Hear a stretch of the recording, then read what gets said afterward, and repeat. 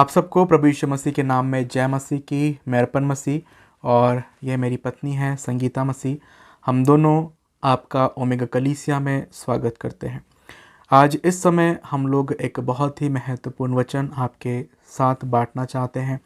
आपको पता है कि कोविड-19 की इस दूसरी लहर में बहुत से ऐसे मसीही लोग हैं जिन्होंने अपने प्रियो को खोया है।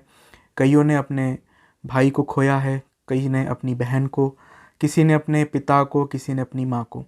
अर्थात इस दूसरी लहर में कोविड-19 ने मसीह परिवार में ऐसे कई लोग थे जिनके प्रिय को उनसे छीना है। और हम जानते हैं कि जब अपने परिवार से कोई प्रियजन चला जाता है, जिनके साथ हम उठे हैं, बैठे हैं, जिनके साथ हमने खुशियों के पल बिताए हैं, वो अचानक अगर हमसे दूर हो जाए, अचानक हमारे बीच से अगर वो चला जाए, तो उनके जाने से हमें काफ़ी दुख होता है, काफ़ी तकलीफ़ होती है। और हम ये समझ सकते हैं कि आप वे लोग जिन्होंने अपने परिवार में अपने प्रियो को खोया है, आप किस दुख से, किस दर्द से होकर गुजर रहे हैं, उसकी हम कल्पना भी नहीं कर सकते। क्योंकि हम समझ सकते हैं कि जब हमारे बीच से कोई अपना चला जाता है तो उसके जाने के बाद हमें काफ़ी तकलीफ़ होती है और उस दुख से बाहर निकलने में हमें काफ़ी समय लग जाता है। लेकिन आज परमेश्वर के वचन के द्वारा हम आपको सहानुभूति देना चाहते हैं, आपके जीवन को शांति देना चाहते हैं, ताकि आप परमेश्वर के ऊपर अपने विश्वास को बनाए रख सकें। ऐसे कठिन समय में, ऐसे दुख के समय में हम आपके दुख को तो कम नहीं कर सकते, लेकिन परमेश्वर के वचन के द्वारा हम आपको शांति जरूर दे सकते हैं। हम जानते हैं कि आप में से ऐसे कई लोग हैं जो अपने प्रिय का चेहरा आखिरी बार भी नहीं देखने पाए। कोविड के गाइडलाइन के अनुसार अगर कोई व्यक्ति अगर कोरोना से मर जाता है, कोविड-19 से मर जाता है, तो उसका अंतिम संस्कार हॉस्पिटल के द्वारा ही किया जाता है। और कई ऐसे परिवार भी हैं जिन्होंने आखिरी बार अपने प्रिय का चेहरा भी नहीं देखा। तो ये काफ़ी कठिन समय था कोविड-19 के समय में मसीही लोगों के लिए भी। और ऐसे समय में हमें अपने विश्वास को डगमगाने नहीं देना है, हमें अपने विश्वास को बढ़ाना है और मसीह में और मजबूत होना है और परमेश्वर की उन प्रतिज्ञाओं को स्मरण रखना है जो हमारे परमेश्वर ने हमसे की है।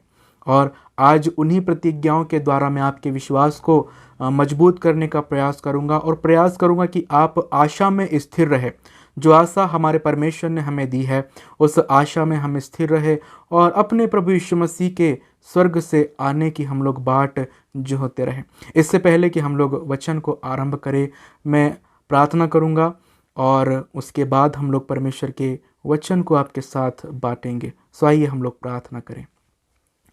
हमारे जीवित और दयालु पिता परमेश्वर, आपका धन्यवाद करते हुए आपके चरणों में आते हैं। प्रभु जी, हम धन्यवाद करते हैं पिता इस समय के लिए जो आपने हमें दिया है। पिता, इस समय प्रभु जी हम आपसे प्रार्थना करते हैं उन सभी मसीही लोगों के लिए, उन सभी विश्वासियों के लिए पिता, जिन्होंने इस कोविड-19 की दूसरी लहर में अपने प्रियजनों को खोया है। पिता, हम उनके दुख को कम तो नहीं कर सकते प्रभु, लेकिन आपके वचन के द्वारा उन्हें शांति ज़रूर दे सकते हैं पिता। और आपसे हम यही प्रार्थना करते हैं प्रभु जी कि आज जब आपका वचन हमारे बीच में बांटा जाए प्रभु, तो इस वचन के द्वारा आप अपने इन लोगों को आशीष प्रदान कीजिए, इन्हें शक्ति दीजिए पिता, कि ये आप मसीह में दृढ़ रहे, आप मसीह में मजबूत रहे। प्रभु जी, मैं अपने आप को प्रभु जी मिसेस संगीता को आपके हाथों में सौंपता हूँ पिता। और प्रभु, जितने लोग इस वचन को देख रहे हैं उन सभी को मैं आपके हाथों में सौंपता हूँ। चाहता हूँ प्रभु कि आपके वचन के द्वारा आप उनसे बोले और बातचीत करें। खुदावंद, आपका धन्यवाद करता हूँ प्रभु जी, आपने प्रार्थना को सुना।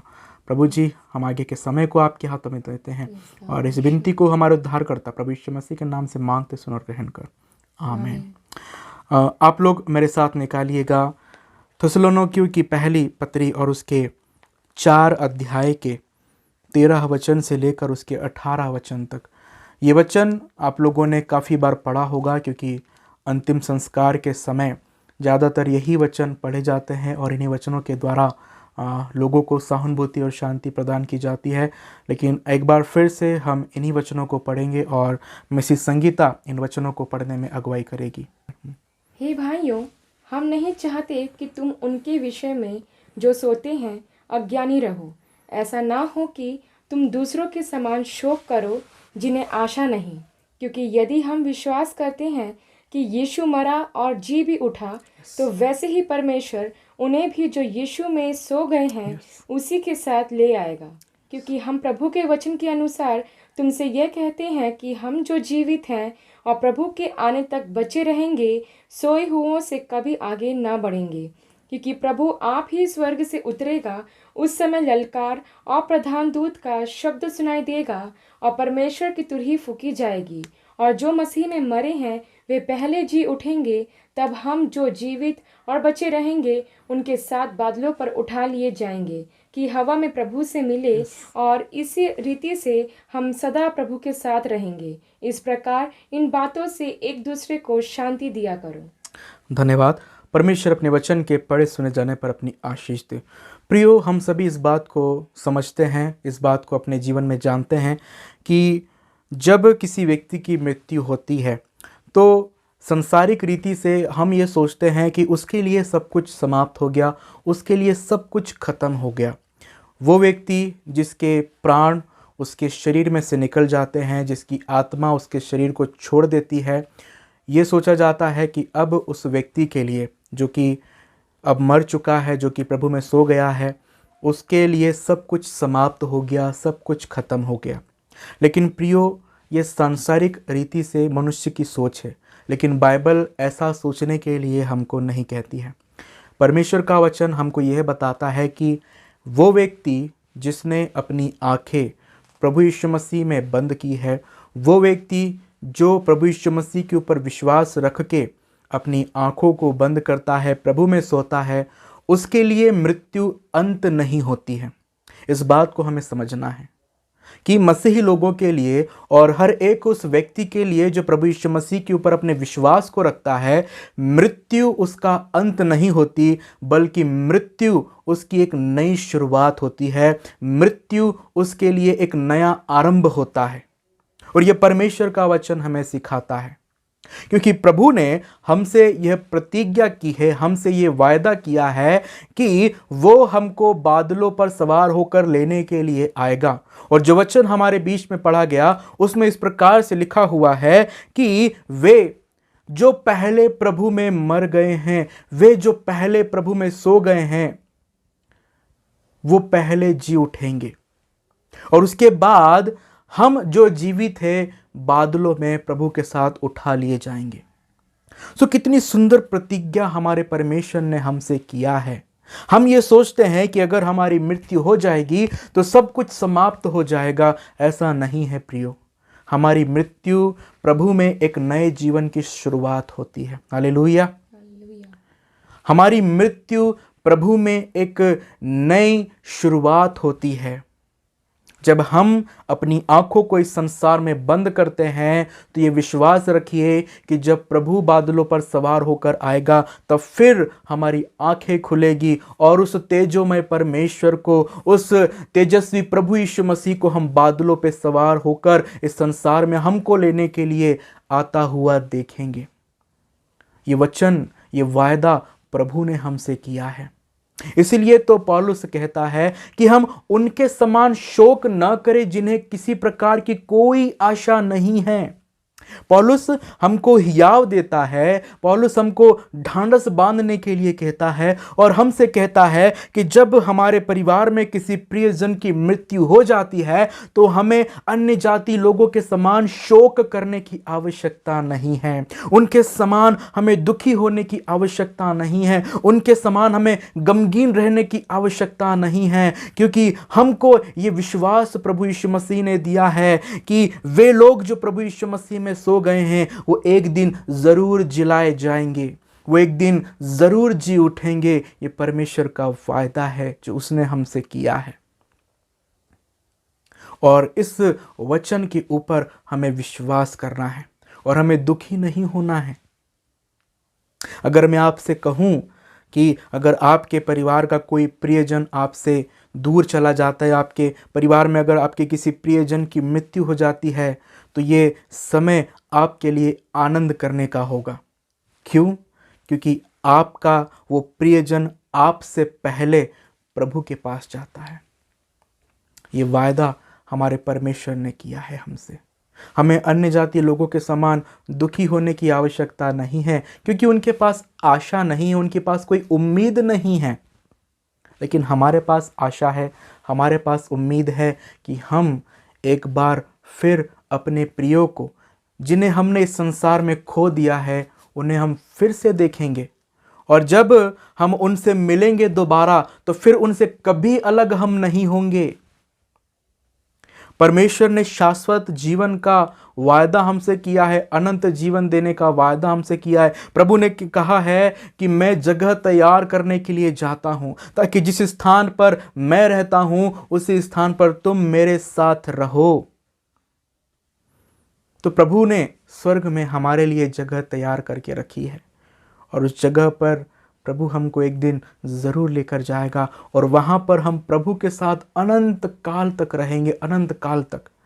वचन में लिखा है प्रकाशित वाक्य की पुस्तक में कि वो हमारी आंखों से सब आंसू पोंछ डालेगा।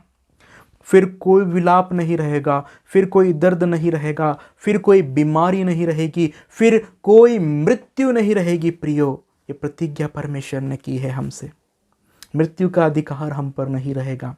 मृत्यु इस संसार में ही हमें अपने प्रियो से अलग कर सकती है, लेकिन अनंत राज्य में हमें कोई अपनों से और प्रभु से अलग नहीं कर सकता।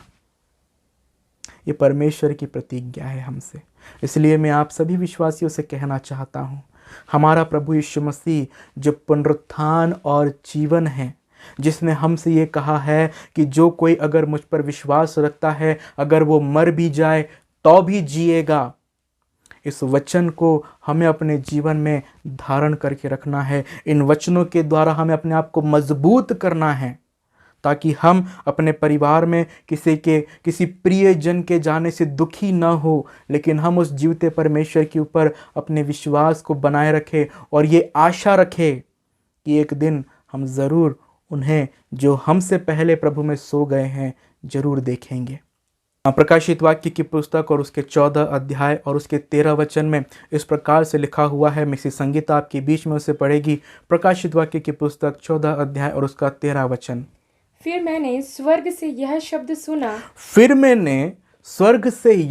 सुना, लिख जो मृतक प्रभु में मरते हैं, जो मृतक प्रभु में मरते हैं, वे लोग जो प्रभु में मरते हैं, उनके लिए कितनी सुंदर प्रतिज्ञा परमेश्वर के वचन में उनके लोगों के लिए की गई है। पढ़े आगे। वे अब से धन्य हैं। वे अब से धन्य हैं। प्रियो, उन लोगों के लिए परमेश्वर का वचन कहता है जिन्होंने प्रभु यीशु मसीह के ऊपर विश्वास रख के अपनी आंखों को बंद किया है। वे लोग जिन्होंने प्रभु यीशु मसीह पर अपने विश्वास को रख के इस संसार से जो कूच किए हैं, उनके लिए प्रभु यीशु मसीह का वचन कहता है कि वे अब से धन्य हैं। आगे।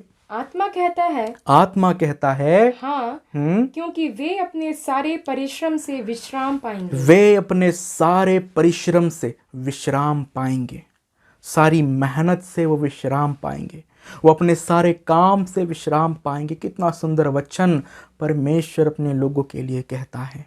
हम जो इस संसार में रहते हुए प्रभु के लिए अपने कामों को करते हैं, अपने परिवार, अपने घराने के लिए कामों को करते हैं, एक समय आएगा जब हम अपने सारे परिश्रम से विश्राम को पाएंगे।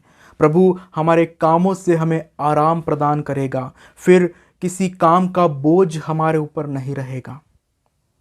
और ये वायदा हमारे परमेश्वर ने किया है। आगे प्रभु क्या कहता है? और उनके कार्य उनके काम उनके साथ हो लेते हैं। बाइबल का परमेश्वर हमसे इस प्रकार कहता है कि न्याय के दिन हर एक विश्वासी का, हर एक व्यक्ति का न्याय उनके कामों के अनुसार होगा। तो जो इस संसार में रहते हुए हमने काम किए हैं, इस संसार में रहते हुए प्रभु के लिए जो हमने परिश्रम किया है, जो मेहनत की है, जो पसीना बहाया है, विश्वासियों इस बात को स्मरण रखिए कि आपके काम आपके साथ हो लेंगे। और यही काम स्वर्ग के सिंहासन के सम्मुख जब आप खड़े होंगे, तो यही काम आपकी गवाही देंगे कि आपने प्रभु यीशु के लिए इस संसार में क्या किया है। एक गीतकार है जिसने अपने गीत में इस प्रकार से कहा है कि क्या मैं छूछे हाथ प्रभु के पास जाऊं, क्या मैं खाली हाथ प्रभु के पास जाऊं? हम इस बात को अच्छी तरह से जानते हैं कि एक ना एक दिन हम में से हर एक विश्वासी को, इस संसार की हर एक जाति को, इस संसार के हर एक मनुष्य को एक ना एक दिन इस संसार से जाना है। एक ना एक दिन वो मरेगा। लेकिन हम विश्वासियों के लिए प्रभु का वचन हमें इस प्रकार से कहता है कि हमारे सारे काम हमारे साथ हो लेंगे। तो इस कोविड-19 के समय में, और जितने लोग इस कोविड-19 नामक महामारी से मरे हैं, ये समय हमको सोचने के लिए मजबूर करता है कि जब हम मरेंगे या जब हम प्रभु में सोएंगे तो हमारे पास ऐसे कौन से काम हैं जो हमारे साथ हो लेंगे, और न्याय के दिन हमें जिन कामों का हिसाब देना होगा, क्या वो काम हमारे पास होंगे जो हमने इस संसार में रहते हुए प्रभु के लिए किए हैं। प्रियो, हम लोग इस बात को हमेशा ध्यान में रखें कि आपका हर संडे चर्च जाना, आपका दान दक्षिणा देना और आपका इस संसार में जो भी एक रीति रिवाज, एक परंपरा के अनुसार होता है, सब कुछ करना आपको बचा नहीं सकता। आपको अगर बचाता है तो वो परमेश्वर का अनुग्रह है। अगर आपको बचाता है तो परमेश्वर की दया है। अगर आपको बचाता है तो परमेश्वर का प्रेम है। और परमेश्वर का वही प्रेम और उसकी वही दया आपको एक अवसर दे रही है इस समय में कि आप अपने जीवन में प्रभु के लिए कुछ करें। इससे पहले कि आकस्मिक आपकी मौत हो जाए, इससे पहले कि आप इस संसार से चले जाएं, प्रभु के लिए कुछ कीजिए। और जितने भी लोग इस कोविड-19 के समय में मरे हैं, जितने भी लोगों ने इस कोविड-19 के समय में अपनी आंखों को बंद किया है, मेरे प्रियो, मेरा विश्वास है कि अगर उन्होंने प्रभु के लिए कुछ किया होगा तो उनके काम उनके साथ हो लेंगे। और यही चीज़ आज हमें सोचने के लिए मजबूर करती है कि मैंने ऐसा कौन सा काम है जो प्रभु के लिए किया है, और वो काम जो मेरे साथ जाएगा स्वर्ग में, और जब मैं सिंहासन के सम्मुख खड़े होऊंगा तो क्या उस काम के विषय में मैं प्रभु से कह सकूंगा कि हे प्रभु, देख, मैंने तेरे राज्य को विस्तारित करने के लिए, तेरे राज्य को बढ़ाने के लिए ये काम किया। प्रियो, इस समय मैं आप सभी को परमेश्वर के वचन के द्वारा सांत्वना देना चाहता हूँ, शांति देना चाहता हूँ। साथ ही आपको इस बात को सोचने के लिए प्रोत्साहित करना चाहता हूँ कि आपने प्रभु के लिए क्या किया, और आप जब इस संसार से जाएंगे तो आप प्रभु के लिए क्या लेकर जाएंगे, ये हमें सोचना है। प्रियो, हमें हमारे प्रिय जो हमसे बिछड़ गए हैं, जो हमसे पहले प्रभु में सो गए हैं, उनके लिए हमें दुखी नहीं होना है, क्योंकि वो एक दिन फिर जलाए जाएंगे, क्योंकि ये प्रतिज्ञा परमेश्वर ने हमसे की है। हाँ, दुख हमें होता है, तकलीफ़ हमें होती है, दर्द हमें होता है, क्योंकि वो जिनसे हम बहुत अधिक प्रेम करते हैं, वो जिनके साथ हमने खुशियों के बहुत सारे पल बांटे हैं, अचानक अगर वो हमारे बीच से चला जाए तो फिर हमें दुख होता है, तकलीफ़ होती है, हमारी आंखों से भी आंसू बहते हैं। लेकिन ये दुख हमेशा का नहीं होना चाहिए, ये पीड़ा हमेशा की नहीं होनी चाहिए।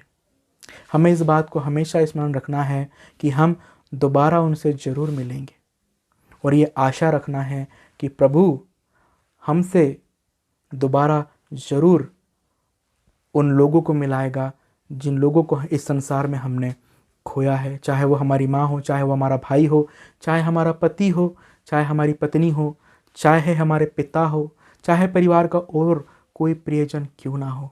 हमें ये विश्वास रखना है कि अब वो प्रभु के पास है और सुरक्षित है, और एक दिन हम दोबारा ज़रूर उनसे मिलने पाएंगे।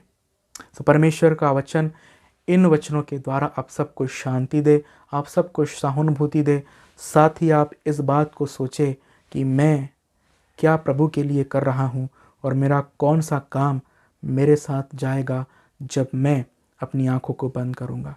हम इस वचन को स्मरण रखें। पौलुस कहता है कि मैं अपनी दौड़ पूरी कर चुका हूँ, मैंने अपने विश्वास की रखवाली की है। अंत के दिनों में जब आपका आखिरी समय हो, तब क्या ये शब्द आप अपने मुख से कह सकेंगे कि मैंने अपनी दौड़ पूरी की है, जो काम मेरे प्रभु ने मुझे दिया था उस काम को मैंने पूरा कर लिया है, अब मुझे कोई भय नहीं है। चाहे मौत मेरे जीवन में आ जाए, चाहे कितनी भयानक बीमारी मेरे जीवन में क्यों ना आ जाए, मुझे भय नहीं है, क्योंकि अगर मैं इस संसार में मर रहा हूँ, इस संसार में मैं अपनी आंखें बंद कर रहा हूँ, तो मुझे विश्वास है कि प्रभु के आने के समय मैं अपनी आंखों को दोबारा खोलूँगा और उसके सामने खड़े होकर मैं अपने कामों का हिसाब दूंगा जो मैंने अपने प्रभु के लिए किया है। परमेश्वर इन वचनों के द्वारा आप सबको अपनी शांति और सहानुभूति प्रदान करे। आइए हम अपनी आंखों को बंद करेंगे और प्रार्थना करेंगे उन तमाम लोगों के लिए जिन्होंने इस कोविड-19 के समय में अपने प्रियजनों को खोया है। कई ऐसे प्रभु के दास हैं जो इस कोविड-19 महामारी से ग्रस्त होकर प्रभु में सोए हैं। उनके परिवारों के लिए भी हम शांति मांगेंगे, उनके प्रियजनों के लिए हम प्रभु का अनुग्रह मांगेंगे और प्रार्थना करेंगे कि परमेश्वर की दया उन लोगों के ऊपर हमेशा बनी रहे। और इस कोविड-19 के समय परमेश्वर हमें हिम्मत और ढांढस दे ताकि हम विश्वास में आगे बढ़ते रहें। आइए हम प्रार्थना करें। हालेलुया। धन्यवाद यीशु, थैंक यू लॉर्ड। धन्यवाद प्रभु जी, आपकी महिमा करते, आपकी बड़ाई करते हैं प्रभु। तेरा वचन हमें सिखाता है कि मृत्यु एक विश्वासी का अंत नहीं होती, लेकिन उसकी एक नई शुरुआत होती है। हालेलुया। धन्यवाद प्रभु जी, तेरे इस वचन के द्वारा प्रभु तूने हमें शांति दी, हमें सहानुभूति दी और हमें विश्वास में मजबूत किया है पिता। हम तेरा धन्यवाद करते हैं यीशु। हालेलुया पिता। ओ खुदावंद यीशु, हम आपसे प्रार्थना करते हैं, आप जो पुनरुत्थान और जीवन हैं, आप जो हमें बादलों पर सवार होकर लेने के लिए आने वाले हैं प्रभु, हम आपसे प्रार्थना करते हैं खुदावंद कि हम अपनी आंखों को आपके ऊपर लगाए रहें प्यारे प्रभु जी, ताकि पिता हम आपको स्वर्ग पे से आते हुए देख सके मेरे राजा। हम प्रार्थना करते हैं प्रभु कि संसार में हमें आपके लिए कुछ करने के लिए प्रोत्साहित करे प्यारे प्रभु, ताकि जब हम इस संसार में रहते हैं तो न सिर्फ अपने परिवार के लिए, न सिर्फ अपने बच्चों के लिए, न सिर्फ अपने माता पिता के लिए हम कुछ करें, बल्कि हमें ये हिम्मत दे पिता और ये हियाव दे कि हम आपके लिए कुछ करने वाले हो सके प्यारे प्रभु जी। हाँ पिता परमेश्वर, तेरा वचन हमें आगे बढ़ने के लिए प्रोत्साहित करे पिता। हम मेरे जीवन में पिता परमेश्वर वो उमंग हो कि हम आपके लिए कुछ कर सके, आपके लिए कुछ कर गुजरने की शक्ति तू हमें दे प्यारे पिता परमेश्वर। और जैसा कि उस गीतकार ने कहा है अपने गीत में कि क्या मैं छूछे हाथ जाऊं अपने प्रभु के पास। हाँ पिता, हम खाली हाथ आपके पास न आने पाए प्रभु, लेकिन हमारे हाथों में आपके लिए वो काम हो जो हम इस संसार में रहते हुए करें प्यारे पिता। ओ प्रभु जी, ओ पिता परमेश्वर, हम उन सभी घरानों के लिए आपकी शांति को मांगते हैं जिन लोगों ने अपने प्रियजनों को खोया है।